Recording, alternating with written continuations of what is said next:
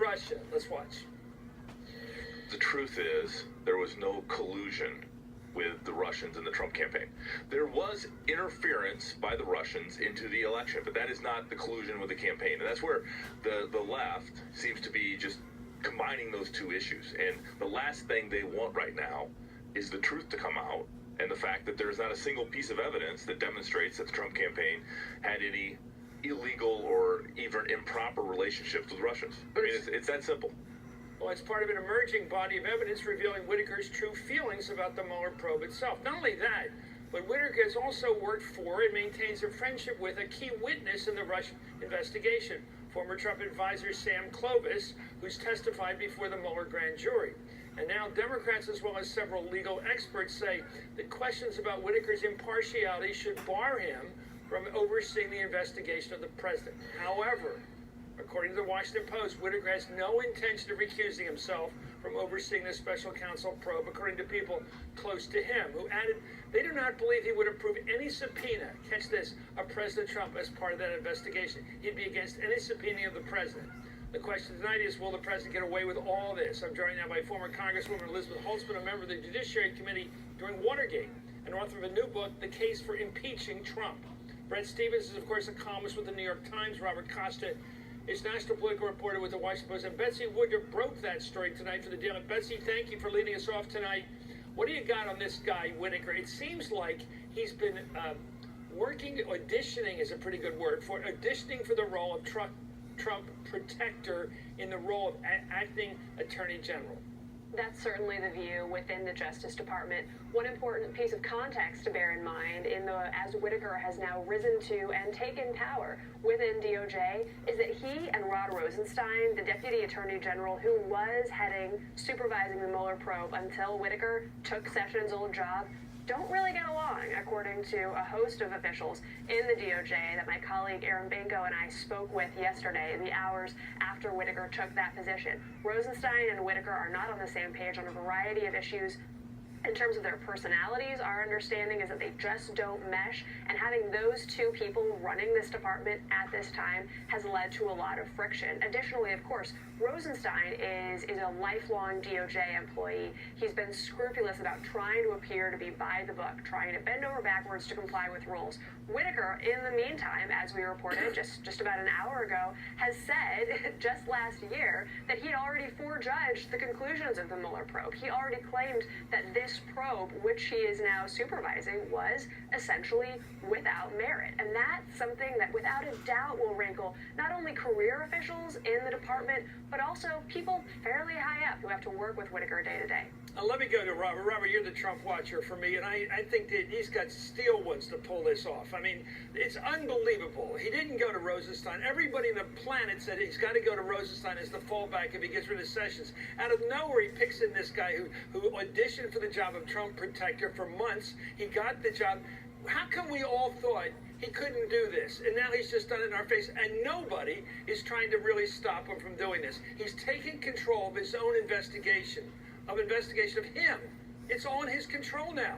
It's breathtaking, and nobody in the Republican Party or in the Democratic Party has stood up and said, we're going to stop this. This will not stand. No one is saying this about his picking of Whitaker. How come? Well, Democrats are certainly calling for his recusal. Of course they're calling for it. That is so whiffy. Well, I don't know what the word is. Of course he's not going to recuse himself. He took the job not to recuse himself. Why would they be calling for him to do it? He's now the acting Attorney General. He doesn't have to listen to Democrats. Well, they're going to have to make a choice. Are they going to call for the president's impeachment for this kind of move? Do you think they will? Do you really think they will for picking the guy he wants as Attorney General? That's impeachable. We haven't seen that kind of message yet from the Democrats. In fact, the Democratic leadership is talking about possible deals with the president. Okay, I'm going to go Liz Holtzman.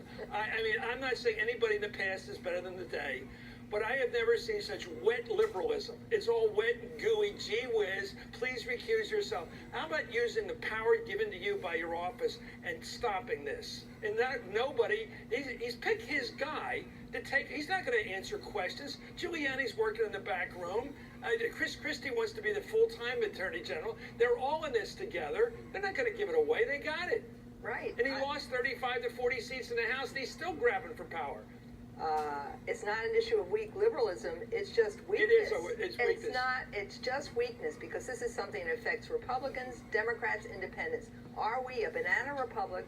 Do we have a president of the United States who can stop investigations into himself, his family, his friends? Well, when you got bananas for the opposition, you got a banana republic. Well, because I don't hear anybody saying we're going to fight this in the courts. It needs to be fought in the courts, and it's not clear who's got the power to do it. There are a few other questions here. Is the appointment even legal? Forget about it. Recusal. Okay, wait a minute. You say legal. That means the Supreme Court that he's just stacked with his guy, with his deciding vote, is going to pull away his new acting attorney. You really think this Supreme Court, led now by the decisive vote of Brett Kavanaugh, who also was picked because he's a Trump guy, who believes in a broadening. This guy, Brett Stevens, and this guy, Matt Whitaker, all believe in strengthening the power of the president. Well, I mean, look, we're going to find out if Whitaker actually tries to quash the investigation. Look, the good news is that the Mueller probe is far... How about starving it? Forget squashing it. How about getting rid of their computers and their staff? There are all kinds of ways. You're absolutely right. There are all kinds of guerrilla-style tactics that Whitaker can employ to basically destroy the Mueller investigation. I don't think it's going to be so easy for him to do that. Why? First of all, because the investigation is very far along. We're now 18, 19 months into it. Secondly, Congress is soon going to have subpoena powers to find out what Mueller knows. And thirdly... Who will enforce those subpoenas? What court? Well, well, maybe. You think Kavanaugh is his first major act in history? I don't know. It's going to be the fifth vote. You should know this. Congress can actually haul someone who's in contempt of Congress. Well, they're going to send a sergeant at arms? You betcha.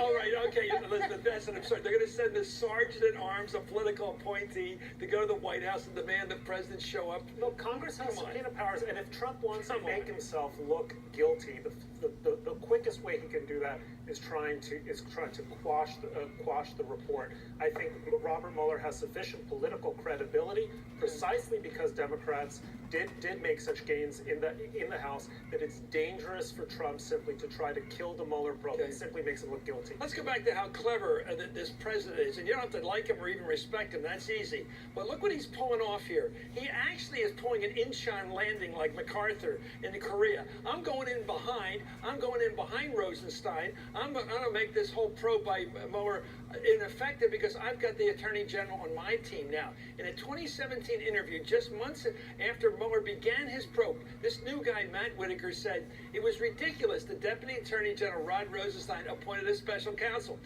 He said it was ridiculous that there even was a probe by Mueller. As the new Attorney General of the United States, ladies and gentlemen. Here he goes.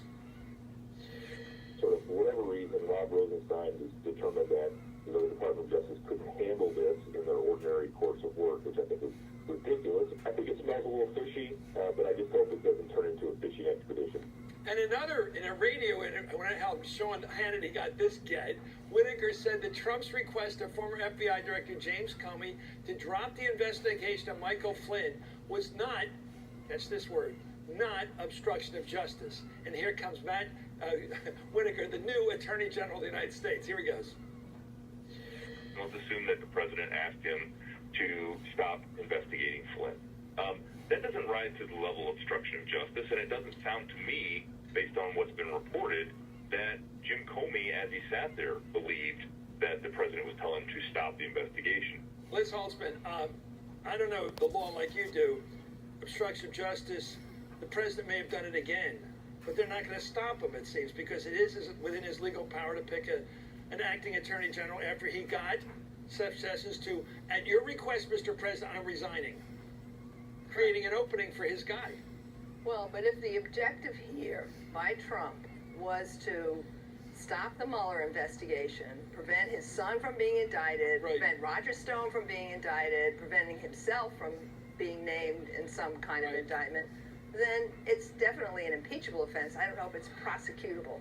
Okay, well, here we go again. Wet liberalism. It's awful, but we can't do anything about it. Anyway, Politico's reporting today that that the president hasn't decided whether to actually submit his written questions, or answers rather, probably going to write the questions too, to Mueller's questions. Anyway, according to Rudy Giuliani, the president's lawyers have prepped answers for Trump to review. In other words, they're writing the answers for him, but have made no final commitment to sending those answers to Mueller. This comes after the New York Times reported in September that after lengthy negotiations, Mueller told Trump's lawyers he'd accept some written answers. Now, Robert, pusillanimity on the left, on the opposition side, I'm talking about. But the stones of this president, to decide that he's not going to answer questions, that he won't even now apparently answer written questions, which his lawyers will answer for him. I mean, it's almost like he is above the law. Am I understating that? Like he is above the law. Trump. Giuliani tells me that once the president gets back from Paris this weekend, they're going to make a decision. But as we all know, tracking this story, Giuliani has pushed the timeline again and again on the interview and the written responses to Robert Mueller's team. The president has shown really no inclination at this point to really sit down and answer verbal questions. And the question is, what is the extent really of these written questions? Is it just a few lines about the Comey firing? What else?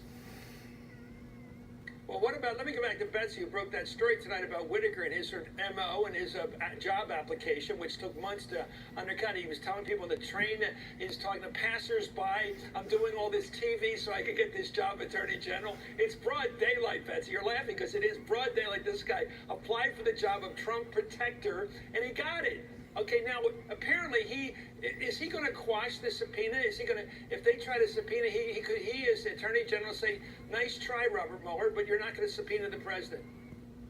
I can only surmise, but I think we can safely surmise that it is not particularly likely that Matt Whitaker is going to let Mueller direct a subpoena at the president who put Matt Whitaker in the position which he holds rights now. And that's really important because the threat of a subpoena is the single most powerful bargaining chip that Mueller and his team have had over the White House. Part of the reason that the president's lawyers, going all the way back to the days of Ty Cobb and John Dowd, were openly thinking and debating and seriously considering even letting the president have an in-person verbal interview with Mueller is that they dreaded the idea of a long, drawn-out, ugly legal fight that potentially could end in the Supreme Court to try to determine whether or not the DOJ had the authority to subpoena the President of the United States. But now, if Whitaker refuses to sign off on letting a subpoena happen, then that question is moot, and Mueller has lost the biggest tool that he had to try to get more information out of this White House. Brett Stevens, I got to ask you with the final question tonight.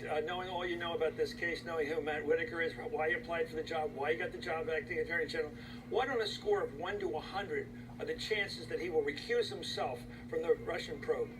5. 5. You think he might do it? I mean, 0 being the least chance, I'd say. Where do you get there's a 5%. You think he's going to betray the President of the United States? Well, because he might be interested in bidding for the job, and I think if he quashes the probe when there's serious investigation or serious evidence of malfeasance, kills his chances of ever being Attorney General for beyond the 210 days he has. Yeah, okay, but anyway. The DOJ may have to make a decision on that. He may not make the decision himself. DOJ ethics lawyers could say to Mr. Whitaker, sir, you can't oversee. Is that binding, Robert? It's binding for him to even practice law. If you get ethical guidance from the Department of Justice that you can't oversee an investigation and you refuse to comply, that would raise questions about your status as a lawyer. Well, I got to tell you, see, Trump will be surprised by the fact there's some commanding authority below the new acting Attorney General, below even the cabinet, that's going to tell Trump what he can do. Thank you very much, Elizabeth Holtzman. I've watched this thing going on. I'm watching Trump with strength. I'm watching the opposition without it. Anyway, thank you, Brett Stevens. Thank you, Robert Costa, Betsy Woodruff, and one of the great congresspeople of our history, Liz Holtzman. Coming up, an update on that still